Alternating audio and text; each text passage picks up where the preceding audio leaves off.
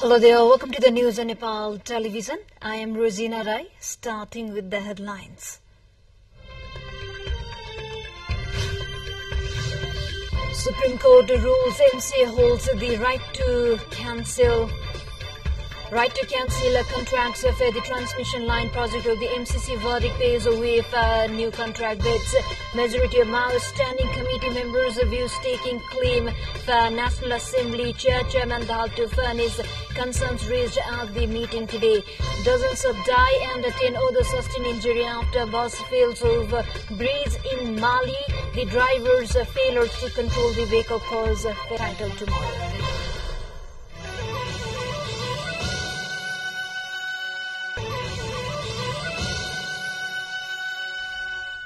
Welcome back. Now news in detail.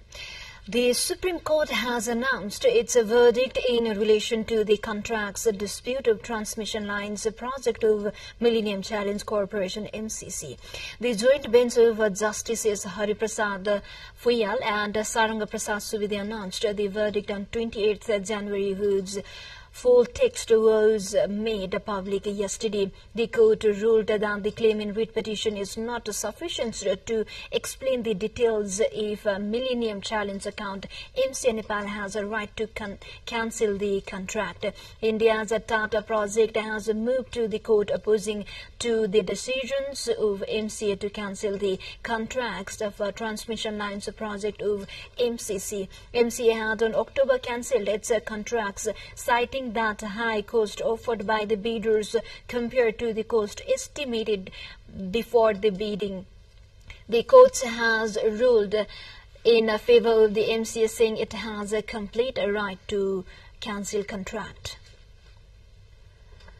Now to other update, CPNMA Centre's Standing Committee meeting underway in Paris, Dara. Party Chair Puspa Kamal Dahal is scheduled to address the meeting today, furnishing a chorus of the members.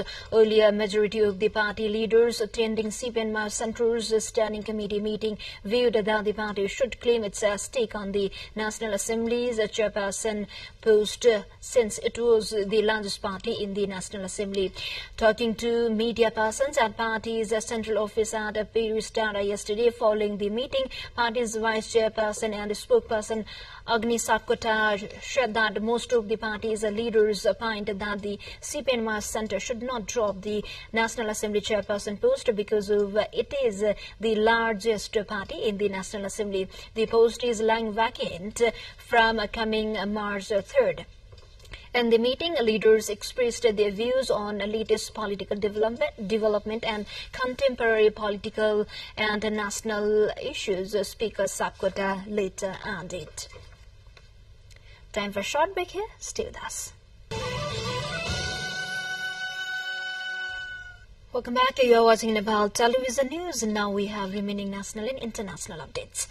The 4th International Laureates and Leaders of Children's Summit is taking place in Lumbini, the birthplace of Gautam Buddha. The summit will be held from 10th to 12th March in Lumbini province, the mid-southwestern region of Nepal. The summit will draw 10 Nobel laureates from different parts of the world. The Nobel laureates are gathering to highlight and promote children's prosperity and peace. The 2014 Nobel Peace Prize winner, Indian activist Kailash Satyarthi, former President of India Ram Nath Kovind are taking part in the summit. More than 200 development stakeholders from different corners of the world will land in Lumbini province to join the conference on 10th March. Likewise, the conference will be attended by the former President of India Ram Nath Kovind, Sweden's former Prime Minister, President of South Sudan, and high-profile leaders from various countries. People from this pilgrimage mainland are elated at such conference being held in Nepal and perceived as a national pride conference. Preparations are in full swing to welcome international guests, said Vice President of Lumbini Development Trust, Dr. Larkal Lama. Nepal expects the summit not only boost international relations but also will be pivotal to the development of the country. Now to international update, 31 people have died after bus flipped over and plunged over bridge in Mali on Tuesday. The bus had been en route to neighboring Burkina Faso from the Malayan town of Kenyaba when it veered over bridge crossing the Bagui River. At least 10 others were reported to be injured, some suffering seriously. Local officials said the likely cause was the driver's failures to control the vehicles. The accident happened at around 17 local time. It added that the victims included Malians and citizens from other regions in West Africa. U.S. President Joe Biden is projected to win Michigan's Democratic presidential primary comfortably, despite tens of thousands of protest votes against him. Activists urged Democrats to vote uncommitted rather than cast a ballot for the president because of his stance towards Israel's war in Gaza. With 82% of the votes counted, more than 40,000 had chosen uncommitted. Biden had received 80% of the vote, according to BBC partner CBS News. Frustrated with Biden's backing of Israel during the war, some of his supporters said they had changed their minds. Time for a short break. Here again, stay with us. Thank you for staying with us. Now remaining international update. Thousands of Nigerians rallied against a soaring living cost on Tuesday as the worst economic crisis in a generation leaves many struggling to buy food. Demonstrators held a nationwide protest called by the Nigeria Labour Congress (NLC). Umbrella Union would pile pressure on the government, which brought in reforms last year that have had a devastating effect on citizens of Africa's biggest economy. And as inflation skyrockets, many poor Nigerians have had to skip meals and give up products such as meat, eggs, and milk. The protesters chanted and carried signs saying, "Let the poor breathe" and "End Naira devaluation."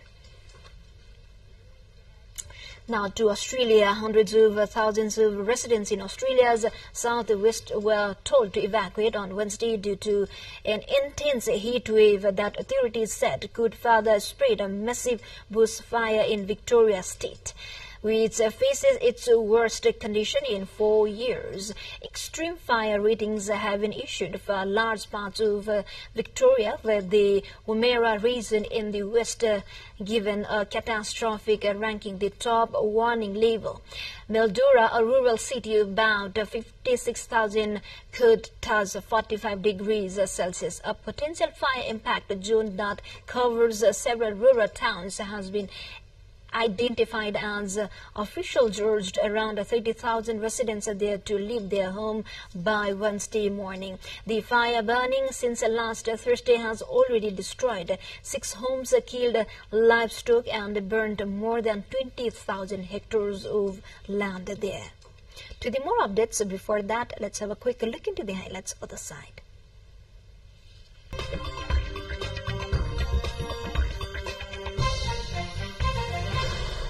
We are now moving on to sports.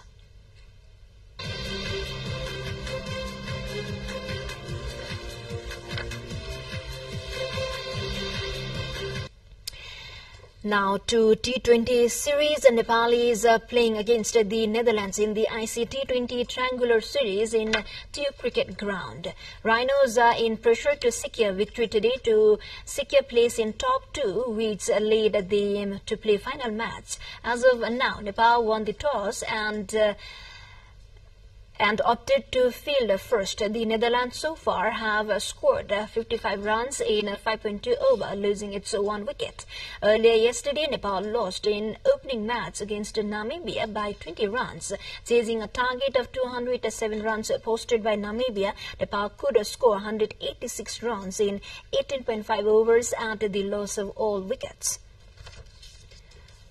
Before we wrap up, quick reminders of the headlines again.